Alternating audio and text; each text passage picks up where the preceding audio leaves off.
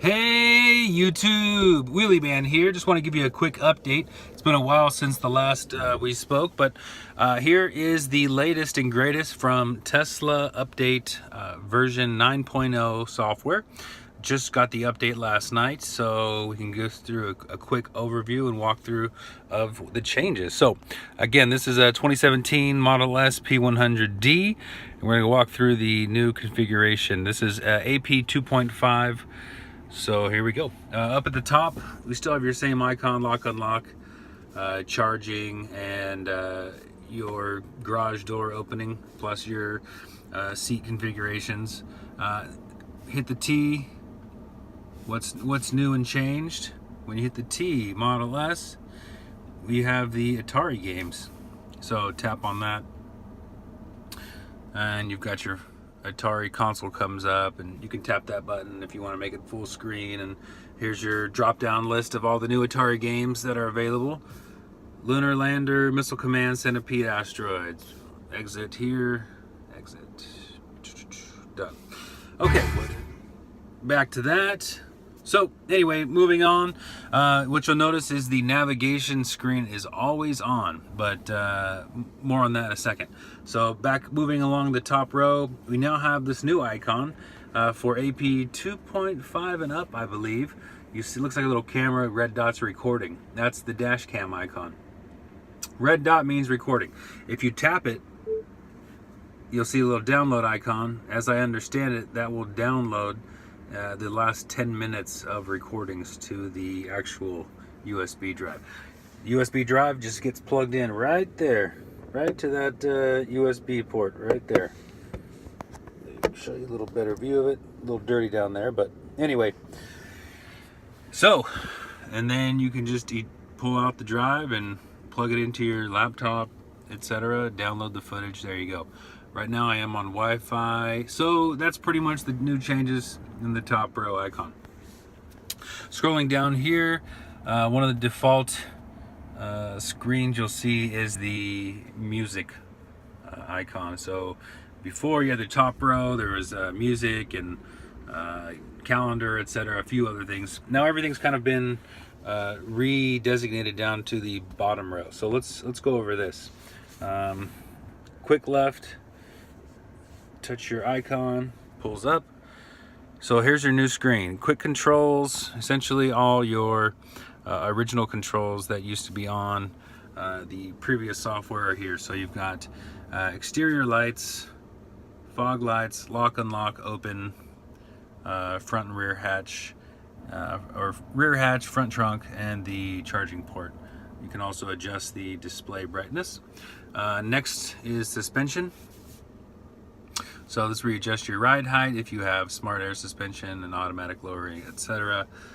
Lights, pretty self-explanatory again. Headlights, parking lights, fog lights, dome lights, ambient lights, auto high beam. Keep your headlights on after you exit the vehicle. Driving, here we go. Acceleration, I keep mine in chill. I ride with the family, and they don't like breaking their necks. So when I ride with the family, we're in chill.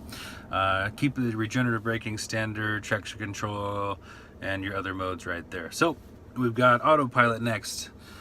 What you'll notice missing from here is a toggle switch for auto lane change. What Tesla's done with this update 9.0 is they've actually combined auto steer and auto lane change into one toggle. So if you turn on auto steer, it automatically includes auto lane change. So don't be worried if you don't see it, because it's buried inside of the auto steer toggle.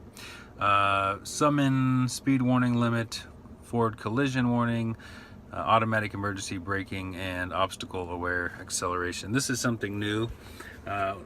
Just give you a little more info. Obstacle aware acceleration automatically limits your acceleration if an obstacle is detected in front of you while driving at low speed. Apparently there are still some reports, and there's been previous reports, very few, far between, but people stating that the vehicle just accelerated into a building, or as they were pulling into a parking space, the vehicle just accelerated. So this is to prevent, as I understand it, to prevent instances like that from occurring. So Anyway, moving on down the list, we've got vehicle. Again, all your functions: driver door unlock, when shifting into park, auto present handles, keep on going down the list, child protection, auto tilt, auto fold mirrors, smart preconditioning, and auto wipers. And then moving down again, display. Just all the settings for the display: brightness, automatic changing, dimming, etc., energy saving, time format. Scroll up. Yeah, that's it. Trips, your trip computer, trip A, trip B, etc. Navigation. So this is where you can adjust the volume of the navigation. Trip planner, add stops at superchargers if supercharging is needed. Online routing. So it'll automatically reroute based on a route if it saves you more than 5, 10, 15, 20, etc. I don't know why you'd want to take a route if it didn't save you more than 5 minutes. Void ferries, void tolls, use HOV lanes. Safety security. Here we go. Basically, you can power off the vehicle here. You can set a speed limit. Park assist chime, security alarm, passive entry, pin to drive, cabin overheat protection, allow mobile access. That's all under that screen. And service. Tire pressure monitor, reset your sensors, put it in tow mode or wiper service mode, etc. You still got your manual button down here. Give you everything you need for the manual. So close that out. One of the cool things now, we can reclose the screen just by tapping it.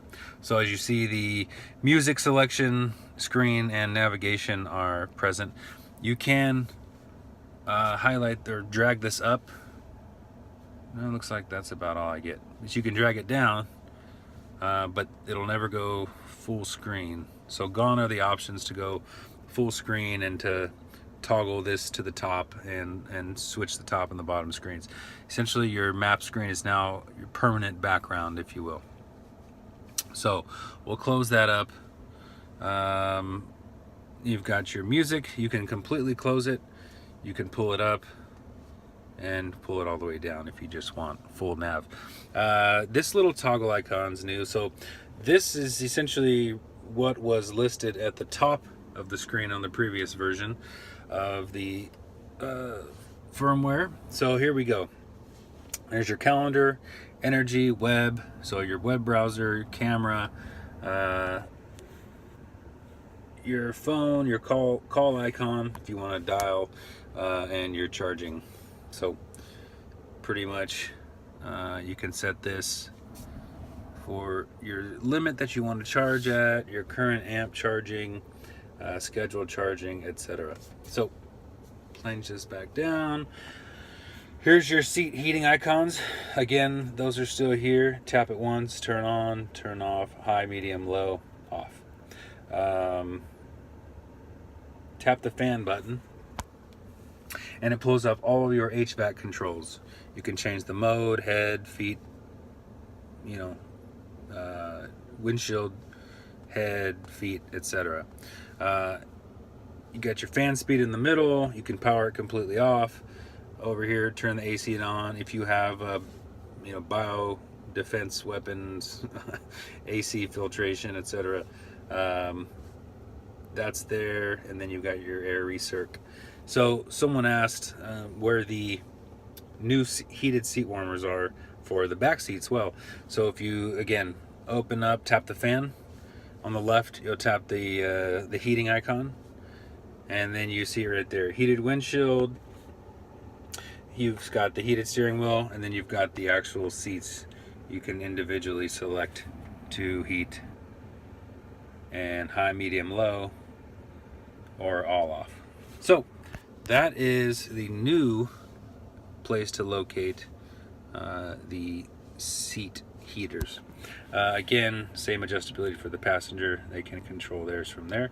You got your front defrost, rear defrost, and your volume control for the radio. Anyway, that's pretty much it on navigation.